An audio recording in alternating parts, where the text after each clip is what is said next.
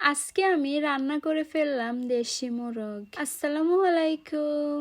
আজকে আমার মায়ের শরীরটা খুব খারাপ, তাই সকালে ভাত রান্না করার সময় তেমন কোনো তরকারি রান্না করতে পারে নাই। দুপুর বেলায় ভাত খাওয়ার জন্য কিছু না কিছু তো রান্না করতে হবে। বাসায় তেমন কোনো শাকসবজি ছিল না, ফ্রিজে কয়েক টুকরো মাছ আর একটা দেশি মোরগ ছিল, তাই ভাবলাম আজকে দেশি মোরগটা রান্না করি। প্রথমে আমি মুরগিটাকে ধুয়ে পরিষ্কার করে ম্যারিনেট করে নিলাম। এখানে আমি পরিমাণ মতো পেঁয়াজ কুচি, আদা বাটা ও রসুন বাটা দিলাম। দিয়ে দিলাম পরিমাণ মতো হলুদের গুঁড়া, মরিচের গুঁড়া, জিরার গুঁড়া, তেল এবং লবণ। আমি এখানে এক্সট্রা তেজপাতা এবং এলাচ দিই নাই, কারণ জিরার সাথে এগুলো দিয়ে আমার মা আগে থেকে মিক্স করে রাখছে, তাই আর এক্সট্রা কোনো তেজপাতা বা এলাচ দিই নাই। চুলা জ্বালিয়ে মাংসগুলোকে প্রথমে ভালো করে কষিয়ে নিলাম। দেশি মোরগ এভাবে রান্না করলে খেতে অনেক ভালো লাগে।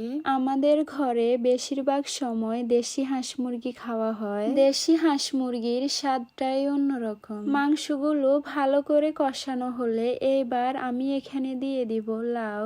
অন্যান্য সময় মাংস রান্না করলে বেশিরভাগ আলু দেওয়া হয়, আজকে মাংসের সাথে আমি লাউ দিলাম। লাউগুলো আলুর মতো বড় বড় করে টুকরো করে নিলাম। লাউ দিয়ে মাংসগুলোকে আরো কিছুক্ষণ কষিয়ে নিতে হবে। তরকারি কতটা স্বাদ হবে সেটা নির্ভর করে কষানোর উপর। আমি কিছুক্ষণ পর পর ঢাকনা তুলে এগুলোকে উল্টে পাল্টে নেড়ে ছেড়ে দিলাম, যাতে করে পোড়া না যায়। আমি যখনই ঘরে সবার জন্য কিছু রান্না করতে আসি, তখন কোনো না কোনো অঘটন ঘটে। বেশিরভাগ সময় হয় লবণ বেশি হবে, না হয় পোড়া যাবে। তবে এখন রান্না করতে করতে সবকিছু ঠিক হয়ে গেছে, এখন তেমন আর ভুল ত্রুটি হয় না। লাউ আর মাংসগুলো কষানো হলে আমি এখানে অল্প পরিমাণ পানি দিয়ে দিলাম। এই পানিতে এগুলোকে আরো 10 থেকে 15 মিনিট কষিয়ে নিতে হবে।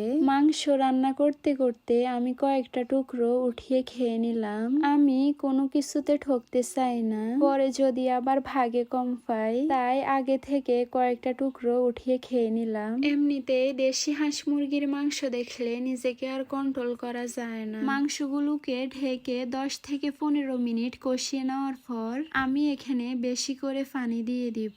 এইবার 10 থেকে 15 মিনিট রান্না করার পর মাংসগুলো ঘন হয়ে আসলে আমি টেস্ট করে দেখলাম সবকিছু ঠিকঠাক আছে কিনা। মাংসগুলো রান্না প্রায় শেষ। এইবার ধনিয়া পাতা দিয়ে চুলা থেকে নামিয়ে নেব। আজকের মোরগ রান্নার ভিডিওটা কেমন লেগেছে আপনাদের কাছে অবশ্যই জানাবেন। যারা যারা ফুল ভিডিওটা দেখছেন তাদের জন্য অসংখ্য ধন্যবাদ আমার তরফ থেকে।